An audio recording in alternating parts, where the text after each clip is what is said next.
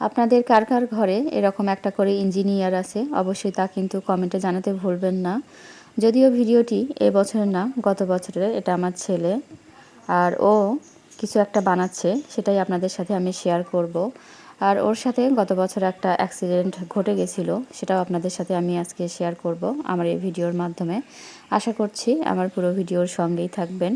তো hello everyone, আসসালামু আলাইকুম। আশা করছি যে যেখান থেকে আমার আজকের এই ভিডিওটি দেখছেন সকলেই অনেক ভালো আছেন এবং সুস্থ আছেন। আল্লাহর অশেষ রহমতে আমি অনেক ভালো আছি। এই ভিডিওটা আমি আজকে এডিট করতে নিয়েছি, এতে ভয়েস দিচ্ছি এবং আরও যেগুলো কাজ করা সেগুলো করছি। ভিডিওতে অনেক দিন হলে ভয়েসই দেওয়া হয় না, বিশেষ করে বড় ভিডিওগুলোতে ভয়েস দেওয়াটা অনেক বেশি ঝামেলার, সেটা আপনারাও জানেন।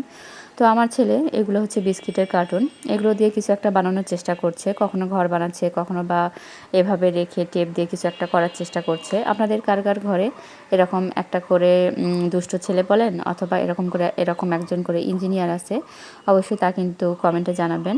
কারণ বাচ্চারা আসলে স্বভাবতই এরকম, তারা কোনো কিছু দিয়ে এরকম কিছু একটা বানানোর চেষ্টা করে। আমার ছেলেও ইউটিউব দেখে কিছু একটা বানানোর চেষ্টা করছিল, যদিও পারছিল না, ছোট মানুষ তার জন্য। তো আমি মনে করি যে আসলে ছেলেবেলাটা আমাদের যত সুন্দর হয়, বড়বেলাটা কিন্তু আসলে ওরকম হয় না। আমার মাঝে মাঝে ছোটোবেলাতে খুব ফিরে যেতে ইচ্ছে করে, কারণ ছোটোবেলায় দুঃখ, কষ্ট, হতাশা যাই বলেন না কেন এগুলো আসলে কিছুই থাকে না, কিন্তু বড় হয়ে এগুলো সব কেমন যেন একটা মাথাচাড়া দিয়ে ওঠে। জীবনের দুঃখ, কষ্ট, হতাশা এগুলোতে আমরা এত বেশি কি বলে যে এত বেশি বিপদগ্রস্ত বলেন বা হতাশাগ্রস্ত বলেন, এগুলো এত বেশি হয়ে যায় যে তখন মনে হয় যে ছোটোবেলাটাই ভালো ছিল। আবার কারো কারো ক্ষেত্রে ছোটোবেলা থেকে তার বড়োবেলাটাই ভালো লাগে। আসলে মানুষের জীবন কখন কি হয় এটা আসলে বলা কঠিন।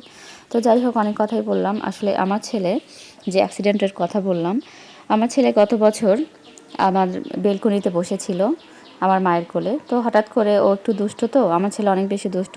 আর ছেলে বাবুরা জানি না দুষ্ট হয় কি না, তবে আমার মনে হয় যে ছেলে বাবুরা একটু বেশি দুষ্ট হয়। তো আমার ছেলে হঠাৎ খেলতে খেলতে ওর ওর মানে আমার মায়ের কোল থেকে টাইলসে পড়ে গিয়ে ওর কপালটা অনেকটা কেটে যায়, এবং আমি দেখার সাথে সাথেই আমি যখন ওর কপালের দিকে তাকাই তখন আমি এত ভয় পাইছিলাম যে আমি কান্না শুরু করে দিয়েছিলাম, এবং আমার আমার মনে হচ্ছিল যে অনেক বড় কিছু একটা হয়ে গেছে। তো আমার মা অনেক বেশি সাহসী, সে বলছিল যে আসলে কিছুই হবে না। তো তারপর আমি তো কান্না করছি, আমি তো কিছুই করতে পারছি না। তো আম্মাই ওকে যা মেডিসিন দেওয়ার ওখানে তাৎক্ষণিকভাবে ওখানে তা দিয়ে দিল। তো তারপর ওকে রেডি করে আমার বাবা ওর আমাদের এলাকার যে ডাক্তার আছে ওখানে নিয়ে গেল। তো আমি ওখানে যাইনি, কারণ আমি ওটা আসলে দেখতে পারবো না। প্রায় 2টা সেলাই দিতে হয়েছিল। তো আলহামদুলিল্লাহ এখন ভালো আছে, যেহেতু এটা গত বছরের ভিডিও, ওখানে একটু দাগ হয়ে আছে। তো আমার ছেলের জন্য সবাই দোয়া করবেন, সবাই ভালো থাকবেন। খোদা হাফেজ।